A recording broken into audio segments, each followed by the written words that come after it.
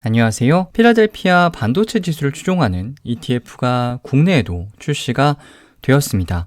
필라델피아 반도체 지수에 대해서는 제가 지난 영상에서 여러 번 다루었기 때문에 오늘은 필라델피아 반도체 지수가 무엇인지에 대한 내용보다는 삼성전자와 SK하이닉스 투자자들도 필라델피아 반도체 지수를 관심을 가져야만 하는 이유, 그리고 해외 ETF인 SOXX와 타이거 미국 필라델피아 반도체 나스닥 ETF의 결정적인 차이점 딱 한 가지만 언급드리고자 합니다. 이름이 좀 기니까요.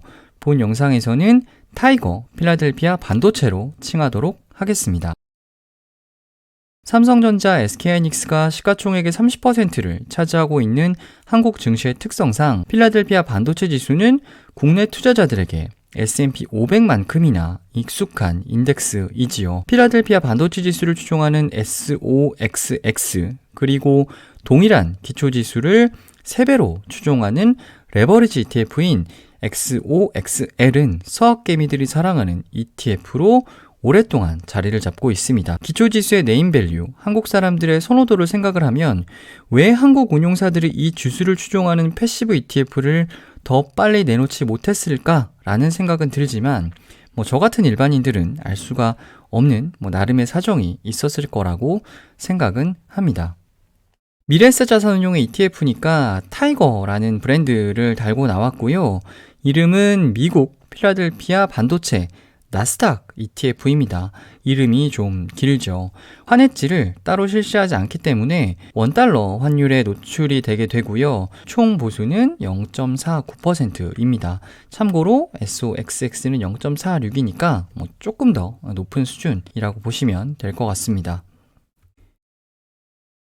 작년에 삼성전자 주주가 된 분들 엄청나게 많아졌지요. 삼성전자라서 그냥 믿고 투자하시는 분들도 분명히 있으실 텐데 반도체 업황에 매우 좋다라는 이야기를 듣고 반도체 대표 종목인 삼성전자 투자하시는 분들도 많으실 것 같습니다. SK하이닉스는 두말할 것도 없고 삼성전자도 영업이익의 50% 이상이 반도체에서 나오기 때문에 반도체 사이클이 두 종목의 주가에 굉장히 큰 영향을 미칩니다. 그런데 사실 반도체 산업의 호황에 투자하겠다고 삼성전자 한 종목만 투자하시는 것은 전 세계 반도체 시장의 절반 그 이상을 놓치는 것과 마찬가지입니다. 왜 필라델피아 반도체 지수에 투자를 해야 하는지 미래에셋이 만들어 놓은 마케팅 자료를 보면 가장 먼저 반도체는 크게 메모리와 비메모리로 나뉜다 라는 이야기를 하고 있습니다. 삼성전자와 SK하이닉스는 메모리 반도체 기업에 속하니까 삼성전자와 SK하이닉스만 가져가는 것은 70%를 놓치는 것과 같다라는 이야기를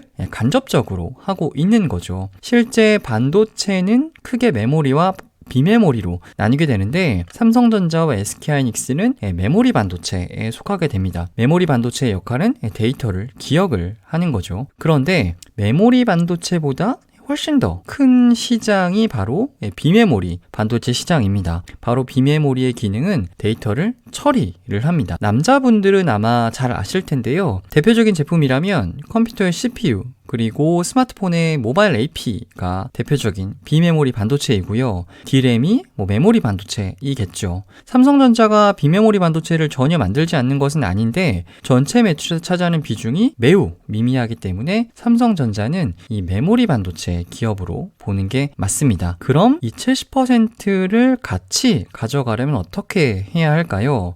가장 무난한 방법은 필라델피아 반도체 지수에 투자하는 것입니다. 삼성전자 또는 SK하이닉스처럼 개별 종목으로 접근할 수도 있지만 비메모리 반도체는 그 영역이 훨씬 더 세분화되어 있기 때문에 대표 종목을 고르기가 쉽지가 않아요. 반도체 비메모리 시장의 70%를 차지하고 있는 것이 바로 미국인데요. 필라델피아 반도체 지수는 미국에 상장한 대표 반도체 기업 30종목으로 구성이 되어 있습니다. 메모리 반도체, 비메모리 반도체 같은 반도체인데 꼭 두 개 같이 가져가야 하느냐라고 반문하시는 분들도 분명 계실 텐데 차트를 하나 보여드리면 메모리 반도체 대표 기업 중 하나인 마이크론과 필라델피아 반도체 지수를 추종하는 ETF SOXX를 2020년 1월 2일부터 2021년 4월 9일까지 누적성과 차트를 그려본 것인데요. 보시면 코로나19 이후 SOXX는 정말 거침없이 이렇게 올라갑니다. 그런데 이 파란색 선, 마이크론이지요. 마이크론은 코로나19 저점 대비해서 살짝 반등하긴 합니다만 11월까지 계속 횡보하는 모습을 보실 수가 있어요. 결국 11월까지는 코로나19 고점도 회복하지 못하고 있는 그런 횡보하는 흐름을 지속하게 되는데요. 비메모리 반도체 기업들은 4차 산업혁명이다, 전기차다 이러면서 계속 난리가 났었는데 메모리 반도체 기업들은 반도체 가격이 계속 떨어지면서 주가가 부진했던 시기가 바로 이 시기입니다. 11월까지 주가가 횡보한 것은 이 마이크론 뿐만 아니라 삼성전자도 마찬가지이지요. 삼성전자 이때 정말 많이들 들어오셨는데 LG화, 카카오 막 날아가는데 삼성전자는 11월까지 코로나19 전고점도 회복을 못하면서 많은 투자자들이 삼성전자에 울분을 토했던 시기가 바로 이때입니다. 그런데 11월부터 메모리 반도체 가격이 급등을 하면서 삼성전자도 상승 흐름을 본격적으로 타기 시작을 하죠. SK하이닉스도 마찬가지입니다. 계속 횡보하다가 11월 저점 대비해서 지금은 거의 2배 가까이 올라가 있는 그런 상황입니다. 앞에서 보여드린 차트를 다시 한번 보여드리면 SOXX 비메모리 주가는 계속 좋았고요. 이 11월부터는 메모리 반도체까지 받쳐주니까 그냥 이렇게 날아가는 거죠. 삼성전자 투자하고 싶어서 삼성전자 사신 분들은 그냥 삼성전자만 가져가시면 됩니다. 그런데 반도체 호황에 투자하고 싶어서 삼성전자에 투자하시는 분들은 이 차트에서 보시는 것처럼 삼성전자 뿐만 아니라 필라델피아 반도체 지수를 같이 가져가시는 게 괜찮은 선택이 될 수가 있습니다. 타이거 미국 필라델피아 반도체 나스닥 ETF 설정일은 4월 9일이지만 필라델피아 반도체 지수는 워낙 오래된 인덱스이기 때문에 기초지수 또는 XOXX의 과거 데이터를 통해서 ETF 성격을 가늠할 수가 있습니다. 제가 4월 9일 올려드린 영상에 있는데요. 여기는 SOXX의 과거 성과 그리고 포트폴리오 현황을 정리한 내용들이 있으니까 혹시 이 영상을 보지 못하신 분들은 참고하시면 좋을 것 같습니다. SOXX와 타이거 필라델피아 반도체 ETF 차이점 딱 한 가지만 언급을 하고 마무리를 하려고 하는데요. 이 내용은 타이거 필라델피아 반도체 ETF뿐만 아니라 환해지를 실시하지 않는 ETF 모두에게 공통으로 적용되는 내용이기 때문에 참고하시면 좋을 것 같습니다. 타이거 필라델피아 반도체 ETF의 투자 설명서를 보시면 필라델피아 반도체 지수가 아니라 필라델피아 반도체 지수 원화 환산을 기초지수로 가져간다라고 쓰여 있습니다. 필라델피아 반도체 지수의 등락뿐만 아니라 매일매일의 원달러 환율의 변동을 반영한다라는 이야기인데요.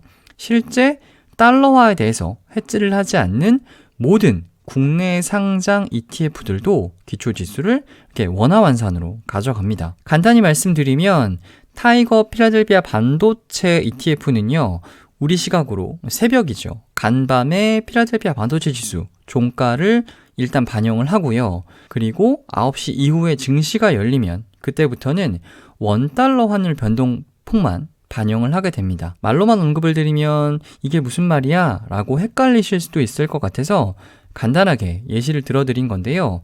ETF의 괴리율이 전혀 없다는 가정으로 간단한 예를 들어드리면 필라델피아 반도체 지수가 1%가 오르면 필라델피아 반도체 지수를 1배 추종하는 SOXX는 1%가 오릅니다. 그런데 다음날 외환시장에서 원달러 환율이 0.3%가 빠졌다라고 가정을 해보겠습니다. 그러면 타이거 미국 필라델피아 반도체 나스닥 ETF는 전일 필라델피아 반도체 지수의 상승분인 1%에다가 환율 하락분인 0.3%를 더해서 총 0.7%만 상승을 하게 됩니다. 반대로 환율이 0.3%가 올랐다라고 하면은 반도체 지수 상승분에다가 원달러 환율 상승분까지 더해서 1.3% 올라가게 되는 거죠. 원화는 신흥국 통화 중에서도 변동폭이 크지 않은 편이긴 하지만 그래도 작년같이 변동성이 큰 시장에서는 제법 차이가 납니다. QQQ와 타이거 미국 나스닥 100의 최근 수익률을 비교를 해본 건데요. QQQ는 2021년 4월 9일 기준 68%의 성과를 기록을 하고 있는데 타이거 미국 나스닥 100은 플러스 53.15%를 기록을 하고 있습니다. 둘 다 기초지수는 나스닥 100인데 수익률 차이가 제법 나지요. 이 원인이 바로 환차손입니다. 최근 1년 동안 환율이 1,200원대에서 1,120원대로 약 7% 정도 하락하면서 환차손이 발생을 하게 됩니다. 타이거 필라델피아 반도체 ETF 투자하시는 분들은 필라델피아 반도체 지수가 올라가고 원달러 환율도 상승하는 것이 가장 좋은 시나리오라고 보시면 될 것 같습니다. SOXX 사려면 달러로 환전을 해야 하니까 환율에 노출되는 것은 SOXX도 마찬가지 아니냐? 라고 또 질문하시는 분이 있으실 수 있는데 네, 마찬가지 맞습니다. 그런데 결정적인 차이는 SOXX는 ETF를 매도한다고 해서 환차액 또는 환차손이 결정되지는 않습니다. 환차액 또는 환차손이 결정되는 순간은 바로 투자자분들이 직접 증권사 어플리케이션을 활용하셔서 환전을 하는 순간 바로 결정이 되지요. 반도체 투자 그만하고 싶어서 SOXX는 매도는 했는데 당시 환율이 불리하면 외화계좌의 달러화 그대로 보관하고 계셨다가 환율이 상승하면 그때 환전을 하시면 됩니다. 그런데 타이거 미국 필라델피아 반도체 나스닥 ETF는 매도를 하게 되면 매도와 동시에 환차손 혹은 환차익이 결정이 되는 차이점이 있죠. 필라델피아 반도체 지수에 투자를 하고 싶었는데 SOXX가 해외 상장 ETF라 투자하기 어려웠던 분들은 타이거 필라델피아 반도체 ETF에 관심을 가져보시면 좋을 것 같습니다. ETF 읽어주는 남자, 오늘은 여기까지입니다.